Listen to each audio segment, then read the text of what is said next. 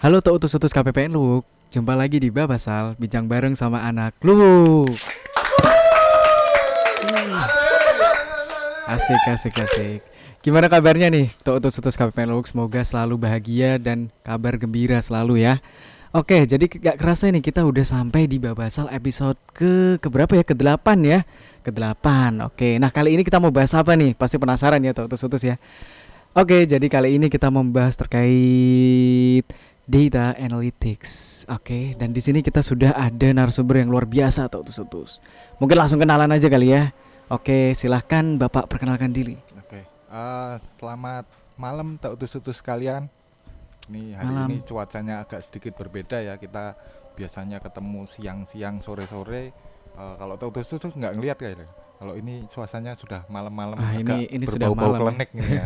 Sampai bingung saya ini sebenarnya ngomongin data analitik apa klenik itu. Atau cermis ya, Pak ya. Cermis, cerita cermis. Cerita cerita misteri, Oke, cerita misteri. tidak berpanjang kata, mungkin perkenalkan nama saya Danang Kurniawan. Kebetulan saat ini saya menjabat sebagai Kasubag Umum di KPPN Luwuk. Nah, kalau utus-utus kalian nanti mampir bisa boleh monggo kalau pengen ketemu. Terus apalagi Mas yang mau diperkenalkan Mas? Status sudah belum? Status, alhamdulillah saya sudah berkeluarga, Hmm. istri baru 1, anak 3, untungnya tidak sulung semua, jadi aman. Mas. Aman ya, berarti ibunya satu Ibunya kalau satu. gitu. Jadi masih aman lah. Masih aman ya. Usia 29 tahun, pengalaman 11 tahun Mas. Gimana itu Pak? Maksudnya gimana itu? 29 tambah 11 tahun, berarti ya, ya. 29 Berarti 11. kelahiran tahun berapa itu Pak? 80 82. 82. 82. Oke. Oke, sehat ya Pak Denang ya? Alhamdulillah sehat, Alhamdulillah Mas. sehat. Oke, mungkin kita bisa langsung masuk ke pembahasan aja Boleh, nih boleh. Pak. Kayaknya cukup menarik ini Pak terkait data analytics. Oke, mungkin kita bisa mulai. Jangan yang susah-susah ya Mas. Saya belum Gampang Pak. belajar soalnya. Saya kan juga awam ini Pak. Saya nggak ngerti apa-apa juga, nggak apa-apa. Berarti bisa ditipu ya Mas? Bisa gampang ditipu, terutama yang nonton kayaknya bisa. Boleh, boleh. Oke Pak, langsung kita masuk ke data analytics. Yang pertama yang mau saya tanyakan, secara sederhananya, secara gamblangnya data analytics itu apa Pak? Penjelasan ke orang awam lah. Data analitik ya. Oke. Mungkin sebelum mulai ngomongin data analitik Mas, sebelumnya kita ucapkan dulu selamat Hari Bakti Perbendaharaan yang ke-19. Selamat Hari Bakti Perbendaharaan. Baru kemarin lah, agak kelewat-kelewat dikit, Ya, nggak nggak apa-apa lah daripada nggak sama sekali. Ya. Sekalian biar teman-teman tahu kenapa kok tiba-tiba ada tulisannya interest. Interest ya. Interest apa itu Saya Pak? bingung ini. Sebenarnya hostnya ini saya apa Masnya ini ya? Harusnya ini hostnya. Iya, yang harusnya kenalin saya yang ya. bilang tadi. Tolong nanti ini dipotong aja Honornya. ini. Nggak beres nih kerjanya. Interest itu Indonesian Treasury Mas. Indonesian ini memang Treasury. kebetulan jargon baru yang dibawa sama perbendaharaan ya. Itu untuk biar menambah semangatnya kita lah. Jadi kita lebih bersemangat lagi mengawal APBN sebagai insan perbendaharaan. Oke, kita kembali lagi ya tadi tentang data analitik. Data analitik itu apa sih? Jadi data analitik itu pada dasarnya sebenarnya cuman analisa data Mas. Analisa data, tapi analisa data seperti apa? Data yang kita punya, kita sajikan kemudian kita analisis dengan dibandingkan dengan kondisi yang ada di sekitar kita. Jadi bukan cuman data yang kita punya doang, impactnya ke sekeliling kita, di lingkungan sekitar kita itu apa? Itulah data analitik. Jadi diharapkan dengan adanya data analitik itu para pimpinan atau pemilik kepentingan kita itu bisa mencapai tujuan yang diharapkan. Jadi bisa mengambil kebijakan biar tujuannya itu bisa tercapai gitu loh. Dari perkiraan data, kalau misalkan era sekarang itu kan kita memang ngomongin sesuatu atau mengambil keputusan kan nggak boleh sembarangan Mas. Nggak boleh ngarang lah, nggak boleh berdasarkan dari wangsit atau mimpi tadi malam kan nggak boleh. Kita tetap harus ada dasarnya. Dasarnya itu ya dari data ini. Kalau dari data ini kan kita lebih apa sih bahasanya zaman sekarang itu, lebih elegan lah. Lebih elegan. Lebih elegan kalau kita ngomongnya berdasarkan data. Kurang lebihnya seperti itu. Jadi gimana ya kalau yang saya tangkap itu Pak, misalnya ada suatu organisasi atau anggap aja kantor pemerintah pusat gitu Pak. Nah, itu mau mengambil keputusan tertentu. Nah, sebelum mengambil keputusan ini pasti ada judgement tertentu ya. Nah, salah satunya menggunakan data itu tadi ya Pak ya. Alatnya lah. Alatnya. Oke. Berarti harus ada analisis data di situ agar nanti keputusannya itu arahnya sesuai dengan tujuan yang tepat sekali. Ya. Jadi tidak berdasarkan kepentingan salah satu golongan aja. Kalau ini kan sudah jelas soalnya, ini jelas, ada datanya. Ada datanya. Oke Pak, jadi gampangannya seperti itulah ya untuk data analytics ini. Kemudian Kalau kita bicara soal benefitnya Pak, benefit dari data analytics ini khususnya deh kita kasih ruang lingkup di Dijen Perbendaharaan Pak. Nah itu manfaatnya kalau kita menerapkan analisis data itu apa Pak kira-kira Pak? Oke. Kalau penerapannya manfaatnya ya, kalau ngomongin manfaat tadi sebenarnya sudah dapat sedikit tadi ya. Jadi si pemangku kepentingan ini bisa mengambil kebijakan untuk mencapai tujuan yang dia mau. Itu yang pertama, karena dia sudah punya datanya duluan. Yang kedua, seperti kita tahu Mas, kalau di Kementerian Keuangan pada umumnya atau di Dirjen Perbendaharaannya, kita kan sering ada perubahan posisi atau istilahnya mutasi ya Mas ya. Kalau kita baru datang, kalau kita nggak ngerti datanya, nggak ngelihat datanya, kita nggak tahu kondisi sebelumnya. Dengan adanya data analitik ini kan kita bisa tahu, sebelumnya kantor kita seperti apa sih? Di sini itu seperti dulu itu kayak gimana? Kita bisa dapat gambarannya tanpa tanpa kita harus mencari tahu lebih banyak. Setidaknya kita sudah dapat garis besarnya. Oh, dulu itu di KPPN Luwuk misalnya 3 tahun kemarin itu seperti apa, kita udah tahu gambarannya. Jadi kita tahu historikalnya. Yang ketiga, untuk gambaran ke depan pada umumnya data itu pergerakannya bisa kita prediksi Mas. Ini prediksi ya, jadi bukan kita memastikan bahwa nanti bakal seperti ini, enggak. Ini prediksi, jadi kita bisa memperkirakan masa depannya itu nanti pergerakannya akan seperti apa sih dari data yang sudah kita punya. Sudah ada ya. Betul. Gitu ya.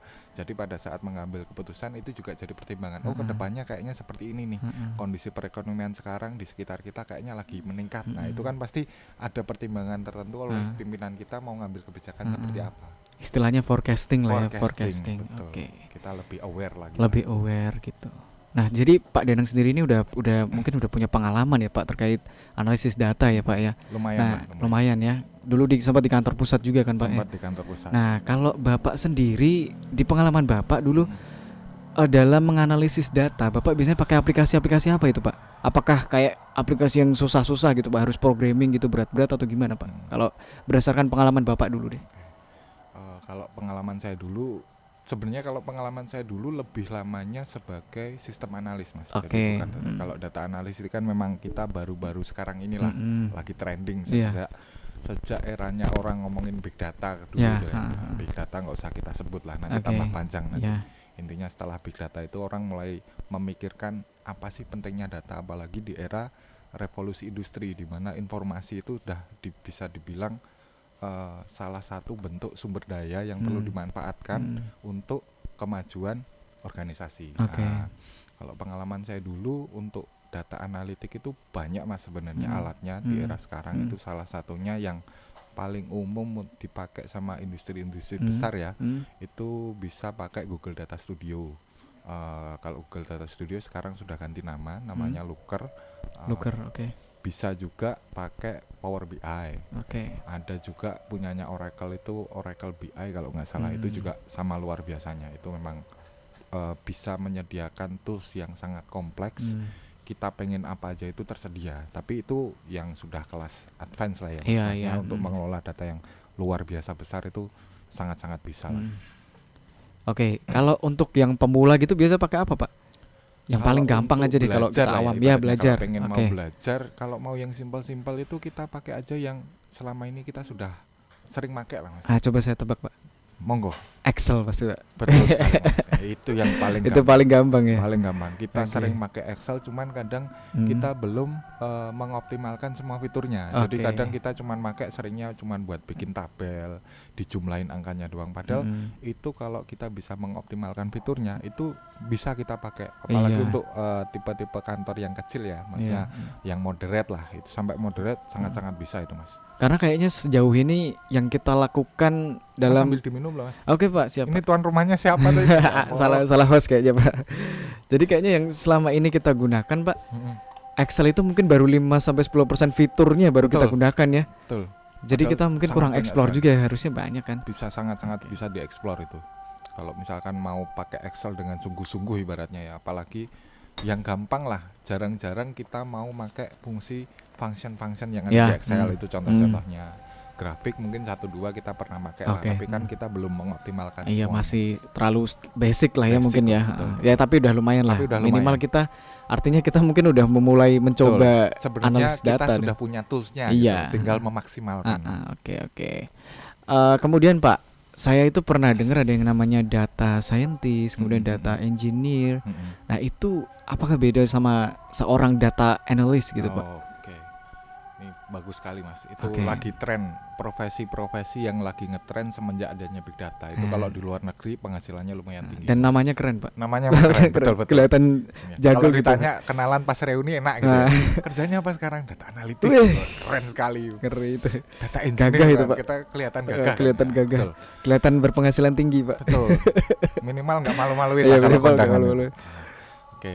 Kalau data analis tadi sudah ya. Kita lanjut ke yang kedua, ke data scientist. Nah, oke. kalau data analis tadi dia mencoba menganalisa data yang kita punya. Kalau data scientist itu dia mengolah data untuk memberikan data yang diharapkan si data analis tadi. Betul. Jadi dia penyuplainya.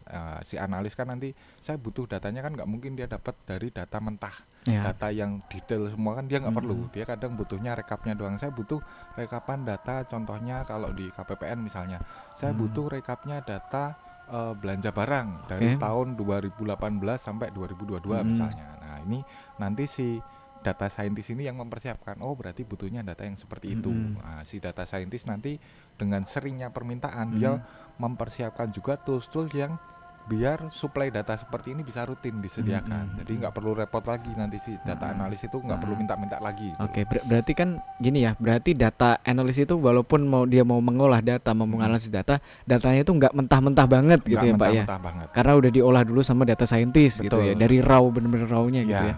Betul. Oke, lanjut Pak. Oke, tadi data scientist sudah, terus sekarang data engineer. Nah, kalau data engineer ini dia tugasnya lebih raw lagi Mas. Lebih raw lagi. Mentah lagi. Oh ada lagi dia ternyata. benar-benar mengelola data yang apa adanya didapat dari inputan data kan. Data itu dapat dari mana-mana kan. Input datanya dapat dari mana-mana. Dia yang mengelola, dia yang menjaga validitas data ini. Jangan sampai data ini validitasnya diragukan. Itu tugasnya dia. Atau kalau zaman dulu gampangnya dia itu pengelola database lah Mas. Kalau zaman dulu kan kita istilahnya pengelola database doang. Dia yang ngelola database-nya, dia yang menjaga validitas datanya, relasi antar data itu seperti apa, itu tugasnya dia. Jadi urutannya lebih enaknya dari data engineer masuk ke data scientist, baru terakhir ke data analis. Kalau analogi yang paling enak, jadi data engineer ini gampangannya kayak dia petaninya. Nah betul, dia yang menanamnya, dia yang menjaga biar sawah ini terjaga. Kemudian kalau data scientist ini ibaratnya pabriknya. Dia yang ngolah hasilnya ini, tapi kan hasilnya ini masih belum bisa langsung edible kan, belum bisa langsung dimakan kan. Belum end product lah ya. Betul, belum end product. Nah nanti begitu sampai ke si data analis ini ibaratnya kokinya. Dia yang masak ya, dia yang masak. Konsumen ini pemangku kepentingan, masakannya ini mereka yang makan. Wih luar biasa, analoginya bagus sekali kan? nih, enak sekali nih. Lebih gampang dipahami lah, kurang lebihnya seperti itu. Oke Pak, kita lanjut Pak. Tadi kan udah ngomongin kalau di ruang lingkupnya DJPB ada tuh manfaatnya dari data analytics. Oke kan, sekarang kita mungkin bisa lah Pak, contoh-contohnya Pak, gampang-gampangnya aja. Misalnya saya nih pelaksana di seksi Veraki KPPN Luwuk. Saya mau memaksimalkan data analytics di pekerjaan saya yang gampang-gampang aja deh. Contoh Pak. Oke. Kalau gitu pertama Mas Rian harus menentukan dulu kira-kira tujuan apa yang mau dicapai. Misalnya nih, kalau di Veraki itu kan salah satu tugasnya dia melihat laporannya, hasil rekonnya teman-teman satuan kerja atau penyampaian data LPJ-nya satuan kerja misalnya. Kita lihat dari dua hal itu dulu. Mas kumpulin dulu data rekonsiliasi atau data penyampaian LPJ dari satuan kerja tertentu dalam kurun waktu sekian lah. Jadi kalau data analytics itu jangan pakai untuk 1 tahun ya Mas. Kalau bisa lebih dari historical ya, historical. Karena kita kan mau lihat trennya, tren datanya seperti apa. Nanti setelah Mas Rian ngelihat tren datanya, Mas Rian perhatikan contoh ambil kasus tertentu lah. Bisa Mas Rian perhatikan, ini kan kalau sudah ada datanya kan kelihatan tuh. Oh ternyata kok si Satker A ini dia selalu menyampaikan data rekon atau data LPJ-nya kok di akhir waktu. Nah itu kan berarti harusnya Mas Rian tanda tanya dulu. Ini kenapa nih? Yang lain-lain pada lancar loh. Kenapa kok yang satu ini enggak? Nah ini kan sudah tanda tanya. Ini sudah mulai start awalnya nih. Berarti Mas Rian punya data yang harus dianalisa. Heeh. Tanda-tandanya sih sudah Jadi muncul kan. awalnya itu ada keresahan dulu Pak. Mungkin Betul. bisa dimulai dari keresahan ya. Mas Rian kan resah dulu. Ini Heeh. apa sih satu ini ganjel sekali. Heeh. IQ-nya harusnya bisa tercapai, K3-nya bisa tinggi. Itu kan sangat mengganggu kan. Iya. Nggak bisa Merasakan- tidur itu Pak. Betul. Nggak bisa tidur. Nggak bisa tidurnya bukan gara-gara itu K3-nya tadi ya sebenarnya. Bukan gara-gara orangnya telat itu. Kelihatan sekali itu Mas. Oke. Nah, dari keresahan itu nanti Mas Rian bisa menganalisis lebih dalam lagi. Sebenarnya apa sih perkara ini? Nah, itu nanti bisa ditarik mundur. Prosesnya bisa macam-macam, Mas.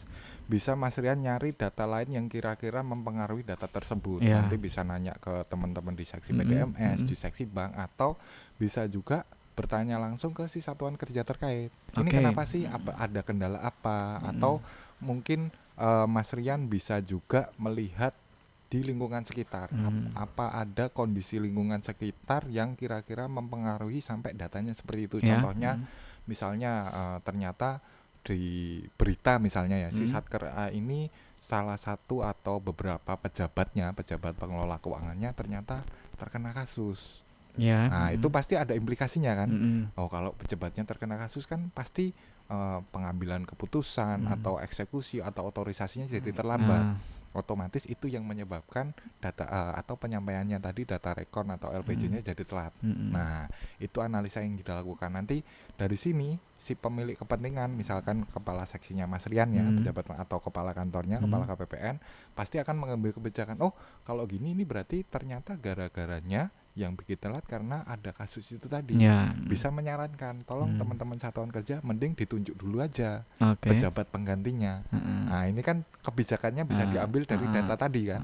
Setelah kebijakan diambil diharapkan nanti berikutnya penyampaiannya lebih smooth lagi. Oke. Nah, itu contohnya Mas, contoh yang sederhana lah. Oke. Kita Jadi ambil. menggunakan databasis untuk mengambil keputusan gitu ya. Kan kita nggak bisa kalau misalkan kita tadi nggak ngelihat datanya, kita nggak bisa nentuin solusinya gitu ya. Nggak analisis, masa kita tahu-tahu cuman ngejat ini satkernya malas, Ya, kan nggak bisa nggak kan. bisa. Nah, itu nggak elit lah, nggak elegan, Kurang elegan ya. kurang elegan. Oke Pak, jadi saya ada sempat kepikiran begini Pak. Dulu kan saya itu pernah ikut online course gitu dari Kominfo. Itu terkait. Oh, yang beasiswa Kominfo itu ya Mas? Iya Pak, bener Pak. Itu dia terkait analisis data, data analytical. Jadi itu yang saya gunakan waktu itu menggunakan webnya mereka langsung. Nah, dan di situ diajarinya diajarkan programming, Pak. Nah, itu kan kalau bagi saya yang masih dari nol ya, dari pemula, ternyata itu menurut saya itu cukup berat, Pak. Nah, itu kalau menurut Bapak gimana? Apakah memang untuk menjadi ke level intermediate dan advance seorang data analyst itu memang harus bisa programming gitu, harus jago programming gitu. Nah, itu menurut Bapak gimana? Ini pertanyaannya cakep sekali. Ini biasanya keresahannya teman-teman semua ya, mungkin terus juga ya. Aku pengen analisa data itu kok kayaknya susah sekali sih. Nah, pasti kan mikirnya sebenarnya yang dilakuin sama Kominfo tadi tidak salah Mas. Itu kan dia ngajarin best practice. Best Jadi practice ya. sebaiknya kalau mau jadi data analisis itu seperti ini loh. Mas itu harus menguasai yang sekian. Ilmu ini harus tahu, Itu benar. Itu benar sekali. Tapi kalau kita mau mulai, kita nggak perlu benar-benar harus menguasai semuanya. Nah, seperti tadi yang kita jelaskan tadi, mulai dari Microsoft Excel pun kita sudah bisa mulai bikin data analisis. Yang penting kita sudah punya fokusnya dulu. Kita mau ngapain sih? Tujuan apa yang kita pakai? Kita rangkum data apa yang kita butuhkan. Nah, sudah dari situ bisa kita kelola. Kalau memang best practice itu ibaratnya bagusnya lah. Ibaratnya kalau istilahnya tadi kalau kita mau reunian kita ngomong data analisis tapi pernah ikut kayak gitu kan enak Mas. Kalau ditanya sama temennya kan tahu semua. Minimal ngerti lah. Aku dulu bikin dari ada aplikasinya padahal nggak pernah bikin, cuma nyoba-nyoba di webnya doang kan. Tapi kalau ngomong kan udah bener itu. Jadi rentetannya udah dapat. Tapi kita nggak perlu mikir sampai jauh ke sana lah kalau untuk level-levelnya. Kita coba yang simple-simple dulu lah, yang sederhana kayak contoh saya tadi. Dari Excel gitu dulu ya Pak. Excel gitu dulu nggak masalah itu. Karena minimal ya mulai ada kemauan dulu gitu ya Pak ya. Betul. Yang penting kita mau dulu, kita mau mencoba, kita bisa memberikan analisa data yang sesuai yang kita harapkan. Kalau untuk level beginner gitu bisa sih, kayaknya pasti bisa lah ya Pak ya. Yakin Excel saya, belajar bisa. pelan-pelan bisa aja. Ya walaupun meskipun nggak semua orang bisa sampai ke level advance gitu karena Betul. ya kemampuan orang kan beda-beda. Tapi Betul. minimal kita mau mulai mencoba. Ya. Apalagi kalau di pekerjaan kita sekarang di DJPB Mm-mm. ini kalau menurut saya sih diperlukan memang Pak. Sangat-sangat Sangat diperlukan. diperlukan. Atau Apalagi yang sesuai tadi Mas, karena ah, kita ada jargon yang baru, apa Indonesian itu? Treasury. Nah, Indonesian Indonesian Treasury. Treasury ini salah satunya kan kita diharapkan menjadi perwakilannya Kementerian Keuangan di Di daerah. daerah. Sampai mungkin Mas Rian pernah dengar ada istilahnya RCE ya, RCE ya. Regional Chief Economist. Nah, Ekonomis. itu salah satu yang diharapkan di insan-insan treasury di seluruh Indonesia, itu kita bisa membuat data analisa Oke. atas kondisi APBN yang ada di sekitar kita dan impaknya di perekonomian lokal. Oke Pak. Kalau untuk Pak Danang sendiri Mm-mm. dulu pas awam banget, Mm-mm. pas waktu mau memulai menganalisis suatu data, Mm-mm. nah itu Bapak melaluinya seperti apa Pak? Proses dari nolnya itu seperti apa? Kita kayaknya butuh gambaran ini. Kalau jadi misalkan saya nih, saya mau mencoba pelan-pelan gitu. Nah mungkin kan dari Excel atau Mm-mm. apa saya nggak tahu ya kalau Mm-mm. Bapak ya. Nah silakan Pak share Kalau pengalaman. bener-bener dari nol ini agak susah ya Mas. Soalnya Mm-mm. posisi saya dulu waktu mulai data analisa itu kan startnya sudah data analis duluan ya. Ah, Jadi kalau gambaran mulai start dari nolnya agak-agak nggak enak ini. Oke. Mungkin jangan dari pengalaman saya full lah ya. Oh, Kita coba boleh. pengalaman saya kalau diaplikasikan di teman-teman yang pengen Mm-mm. mau mulai belajar lah ya. Ini mungkin sekalian tips and trick gitu ya. Tips and trick kalau teman-teman pengen belajar data analitik, teman-teman mulai dulu startnya dari tadi Mas. Kita tentukan dulu, kita mau analisa apa sih, data apa yang kita butuhkan, itu kira-kira apa, kita rangkum dulu jadi satu. Ya. Kita pakai tools yang sederhana, pakai Microsoft Excel tadi. Mm-mm. Nah, dari Microsoft Excel kita kelola datanya, kemudian kita sajikan Mm-mm. dengan yang lebih mudah dulu. Ya. Maksudnya gini, kalau kita di Excel kita biasanya kan cuman tabel-tabel angka doang Mas. Dilihat kan sudah nggak enak lah itu, burik lah itu, angka-angka doang kan ngelihat udah Boring kesel. lah ya, boring. Boring betul. Kita tampilkan jadi grafik, entah itu Oke. grafik batang, entah itu grafik garis atau pie chart, itu silahkan lah. Diwarna-warni lebih bagus kan, lebih menarik lah Mas. Ibaratnya kalau kita lihat cewek yang nggak mandi burik kan nggak enak Mas. Tapi kalau sudah lihat cewek habis mandi dandan wangi itu kan kita ngelihat udah seger Ya. gitu kan. Mau deketin juga lebih enak kan. Nah, mau PDKT kan enak. Analoginya bagus-bagus ya, Iya, Pak. enak kan memang gitu. Ini Iya, biar iya. lebih mengenal lah, apalagi di kaum Gen Z gitu ya. Nah, biar lebih mengenal. Jadi kalau kita sudah ngelihat data berdasarkan grafik kan kelebihannya itu Mas, kita sudah tertarik duluan. Dengan tertarik diharapkan kita mau meneliti lebih jauh. Oh, kalau dibuat grafik kan kelihatan, oh ini ternyata data yang ini lebih tinggi daripada yang lain. Nah, anomalinya itu bisa kelihatan lebih jelas daripada kalau angka. Kalau angka kan kita ngelihat satu deret pusing, Pak, isinya, ya. wah pusing sekali. Harus ngeliatin metanin satu-satu dari atas ke bawah kan capek, scroll atas, scroll ke bawah. Tapi kalau sudah dalam bentuk grafik kan enak sekali. Jadi visualisasi itu penting banget Visualisasi ya, itu Pak. penting sekali. Apalagi buat yang baru-baru mulai gitu ya. Betul, Biar betul. biar apa ya? Biar ketertarikannya tidak hilang gitu, Pak. Biar nggak Sekali, cepat Mas. bosen gitu. Eye catchy. catchy. Betul istilahnya. Lebih enak sekali. Oke. Jadi kalau dengan membuat data grafikal itu interface-nya itu lebih enak, nanti Mas bisa melihat langsung dan membandingkan, mengkomparasikan dengan tujuan tadi yang sudah ditetapkan di awal tadi. Oh, kalau datanya seperti ini, tujuan saya seperti ini, berarti saya harus mengambil kebijakan seperti apa gitu ya. Persis. Oke. Kemudian Pak, kalau untuk belajar data analytics ini, apakah kita membutuhkan skill-skill khusus gitu Pak? Coba nih saya tembak aja skill bahasa Inggris misalnya. Atau apalah yang lain-lain itu tadi cuma contoh ya Pak. Kalau skill bahasa Inggris itu kayaknya Enggak ya. must have lah ya. Itu wajib harus lah ya. Kalau Zaman sekarang itu apalagi. era zaman sekarang itu wajib sekali punya skill bahasa Inggris karena pada umumnya gampangnya gini Mas. Profesi data analis, data scientist, data engineer tadi itu kan startnya bukan di negara kita lah ya. Iya benar. Nah, di luar negeri pastinya sharing ilmunya juga startnya dari luar negeri. Paling enggak kalau kita pengen tahu lebih banyak ya kita harus bisa bahasa Inggris dulu. Bahasa Inggris yang standar-standar pun enggak masalah. Yang penting kita bisa membantu kita untuk mempelajari seperti apa sih data analisis. Kemudian yang kedua tadi yang sudah dijelaskan tadi sama Mas Rian tadi, kemauan itu sumber daya yang sangat-sangat penting. Kalau kita nggak mau diapa-apain juga nggak enak. Ibaratnya kita dikenalin mau dijodohin sama orang tua, kalau nggak mau kan pasti nggak mau, Mas. Nah, Nggak cocok lah ibaratnya, cocok, sudah ya. nggak dapet feel-nya, chemistry-nya nggak dapet. Nah, kalau kita sudah mau duluan kan chemistry-nya udah dapet. Nah, itu pasti lanjutannya lebih enak, PDKT-nya lebih enak. Kemudian yang ketiga, mau mengerti kondisi sekitar, Mas. Nah, karena seperti tadi di awal saya bilang, data analitik itu nggak cuman kita ngelihat data kita, tapi kita harus ngelihat impactnya ke sekeliling kita. Oke. Itu perlu, jadi kita perlu atensi lebih kondisi di sekitar kita itu seperti apa dibandingkan dengan data yang kita punya. Kita harus peka lah ya. Harus peka. Nah, ibaratnya kalau sama cewek tadi kan kita harus peka, Mas. Jangan kalau dibilang terserah terus ditinggal pulang kan jangan. Jangan ya. Mau kemana terserah, ya udah pulang aja kan, jangan, Mas. Ternyata cocok juga analoginya, masuk juga sampai sekarang ya. Jangan sampai boleh. seperti itu. Okay. Memang data analitik itu gampang-gampangnya emang kayak cewek, Mas. Gimana itu? Dia itu kalau dideketin kelihatannya jual mahal. Semakin kita menggali, dia semakin susah kayaknya, Mas. Sama kayak cewek, semakin kita deketin kan dia jual mahal. Semakin kita tinggalkan, itu profesi ini tapi melejit, Mas. Kan sayang toh. Semakin kita tinggalkan, dia menarik yang orang yang datang nyari dia makin banyak. Prospeknya bagus, Pak. Prospeknya bagus, itu makanya.